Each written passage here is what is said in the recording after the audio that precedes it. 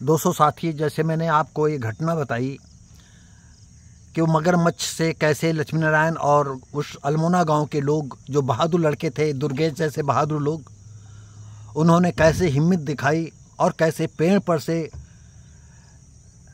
तो नहीं उतारा लेकिन पेड़ के करीब गए और पेड़ के पास जाना और उस समय नाव पर से नीचे उतरना मौत को दावत देना था, क्योंकि मगरमच्छ बहुत बड़ा था और वो पेड़ जो इतना मोटा था फिर भी वो जो है अपने बड़े बड़े दांतों से कटकटाता था उसको।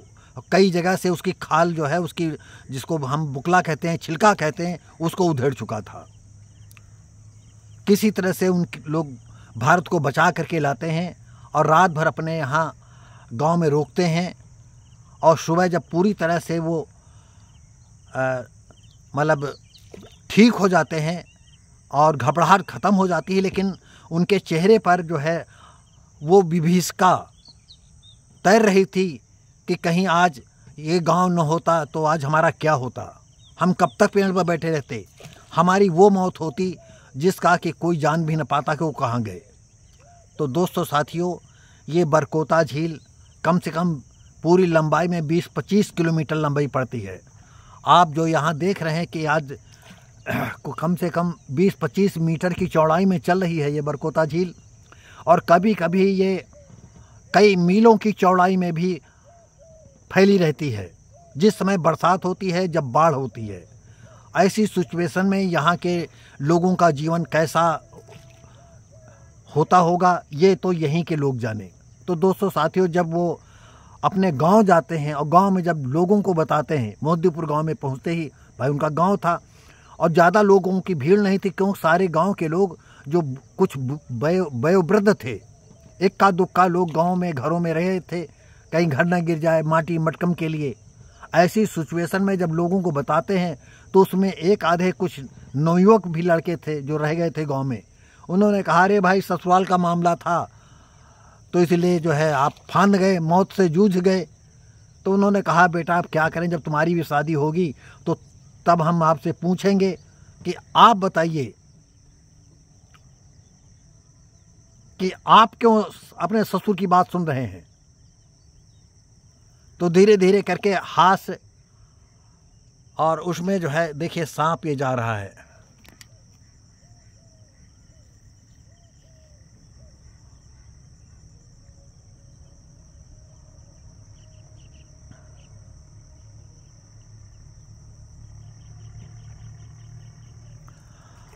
तो दोस्तों साथियों, 1-2 दिन के बाद वहाँ रुकते हैं और इसके बाद जब अपने ससुराल जाना चाहते हैं भारत, तो गांव वालों के जो बुजुर्ग लोग थे उन्होंने फिर उनको डांटा, अरे अभी पानी इतना चढ़ा हुआ है और आप फिर जाना चाहते हो, फिर मौत के मुंह में जाना चाहते हो। लेकिन अब भारत में इतनी हिम्मत नहीं थी कि अपने गांव के बुजुर्ग लोगों की बात को इनकार कर सके। और उन्होंने कहा, दादा बिल्कुल आप ठीक कहते हो। उन्होंने कहा कि पानी 2-4 दिन में जब घटेगा तब जाना, अभी मत जाइए। तो उनको फिर 10-15 दिन बाद जो है घर से अपने जो है गाजर के बीज लेते हैं और गाजर के बीज ले करके अपनी जब वो ससुराल पहुंचते हैं, और जो नाव आप ये देख रहे हैं, हम नाव पर बैठे हुए हैं और ये जो झील देख रहे हैं, इस झील में नाव के द्वारा सिकंदरपुर तक जाते हैं और सिकंदरपुर के आगे फिर पानी नहीं चढ़ता था। तो दोस्तों साथियों, जब अपने ससुराल में बताते हैं तो उनकी पत्नी और परिवार के लोग आप उस समय करुण क्रंदन करने लगे, रोने धोने लगे। तो जो बदलू थे, बदलू के भाई कल्लू थे, उनका परिवार था, सारे लोग अंदर से इतना दहल गए जैसे मानो कि कहीं मगरमच्छ कहीं इस घर से न घसीट ले जाए। और उन्होंने सबको समझाया, अरे अब तो ये बच करके आए हैं, अब क्यों आप लोग परेशान हो रहे हो। तो दोस्तों साथियों, ये जिंदगी का एक ऐसा पड़ाव रहा जहां की जिंदगी और मौत के बीच में वो झूलते रहे।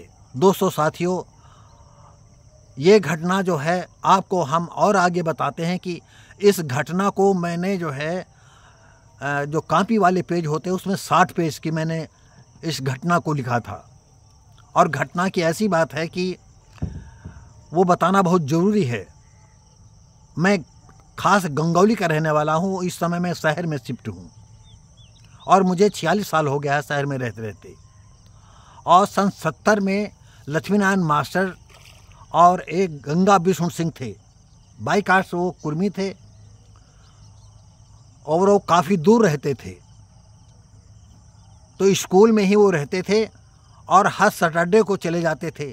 और बाढ़ के समय लक्ष्मी नारायण भी सोमवार को आते थे तो शनिवार को अपने घर वापसी करते थे। मैं थोड़ा पढ़ा लिखा था, अच्छा हाई स्कूल नहीं कर पाया था, लेकिन सिचुएशन ये थी कि हमारा उनका सत्संग बन गया। वो हमारे टीचर थे, लेकिन फिर भी हमको जो है बहुत मान देते थे, बहुत सम्मान देते थे। तो दोस्तों साथियों, एक दिन की ऐसी बात, जब लक्ष्मी नारायण ने पूरी घटना बताई, वहाँ गांव के और लोग बैठे हुए थे, तब हमने उनसे बताया कि मास्टर साहब, जिनकी ये घटना बता रहे हैं वो मेरे चचेरे बहनोई थे और ये घटना हम 20 बार उनके मुँह से सुन चुके हैं और ये जो बता रहे हैं बिल्कुल सही बता रहे हैं। तो गंगा विष्णु सिंह ने जो है पता नहीं क्या समझा मुझे, मैं कक्षा 10 पास नहीं कर पाया था और मुझसे कहने लगे क्या मेरा, दोस्तों साथियों मैं आपको बता दूं, मेरा असली नाम शिवलाल है। सर्टिफिकेट में, खेती बाड़ी में मेरा नाम शिवलाल चलता है, लेकिन लिखने पढ़ने के बाद ही हमारा नाम शिव भारती पासी चलने लगा। आज जो है ज़्यादातर लोग हमको शिव भारती पासी के नाम से जानते हैं।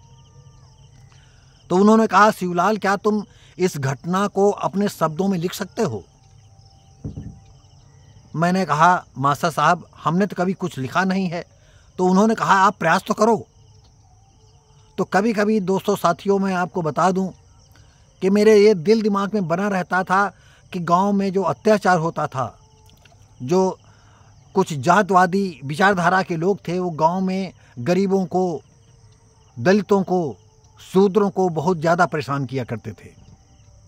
तो ये मन में भावना बनी रहती थी कि हम गांव की घटना को लिखें और दुनिया तक पहुंचाने का प्रयास करें।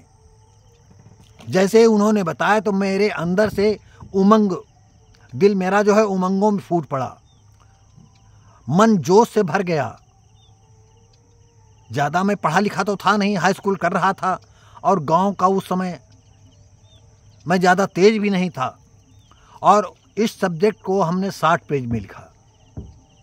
गांव के कई प्रबुद्ध लोगों ने पढ़ा, काफ़ी प्रशंसा भी की। हमने छोटे छोटे चित्रण जो हमें याद आज नहीं है, उन दृश्यों का चित्रण भी मैंने बखूबी किया था। और फिर हमने पब्लिश के लिए इधर उधर भेजा तो आपको मैंने बताया कि कामा फुल स्टॉप का अनुभव था नहीं और उस कृति को किसी पत्रिका में जगह नहीं मिली। तो दोस्तों साथियों, फिर धीरे धीरे करके फिर हमने कटी डाल के फूल नावल एक लिखी, फिर धीरे धीरे हमने कई नावलें लिखी। और दोस्तों साथियों, इस तरह से इस घटना का जन्म हुआ।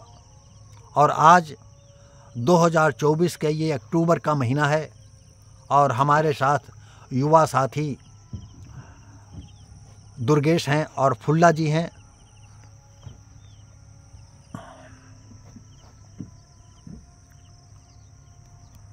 तो हम आपको जो है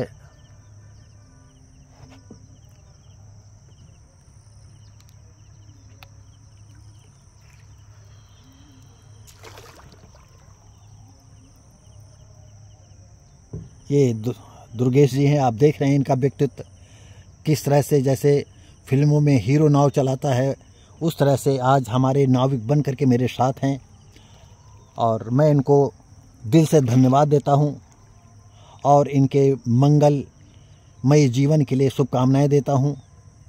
आज इन्होंने बहुत अच्छा अपना बहुमूल्य मुझे समय दिया। तो दोस्तों साथियों, इसके साथ ही जो है और हमारे साथ हैं ये फुल्ला जी बैठे हुए हैं।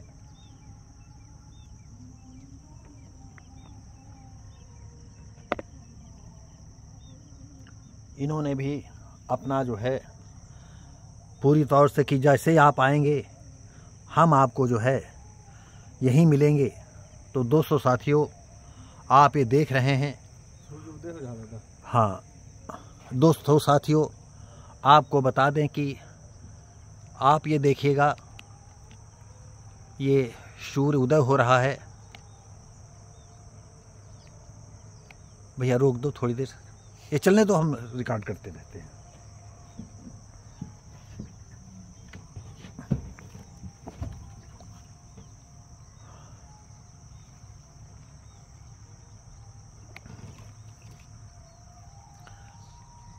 दोस्तों साथियों, ये आप देख लीजिएगा कि ये सूरज है।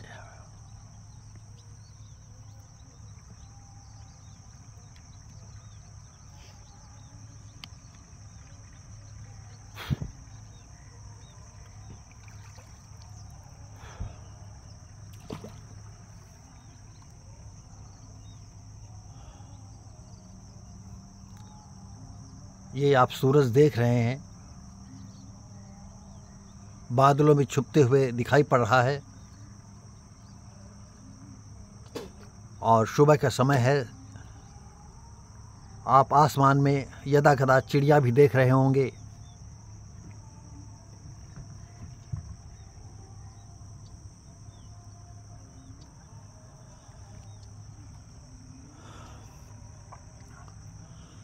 तो दोस्तों साथियों, ये तीसरा एपिसोड हमने जो है भारत की कहानी को लेकर के समाप्त किया।